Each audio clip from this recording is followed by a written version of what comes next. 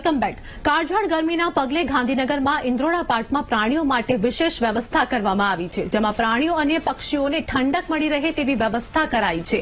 વાઘ, સિંહ અને દીપડા જેવા પ્રાણીઓ માટે પાંજરામાં ફુવારા લગાવવામાં આવ્યા છે, તો સાપ અને અજગર માટે કુલર વ્યવસ્થા પણ કરવામાં આવી છે। આ સાથે જ કુલર અને ફુવારાથી તાપમાનમાં 2-3 ડિગ્રી જેટલો ઘટાડો થશે, તો પાણી અને ખોરાકના અભાવે હીટસ્ટ્રોક ન થાય તેનું પણ ખાસ ધ્યાન રાખવામાં આવી રહ્યું છે।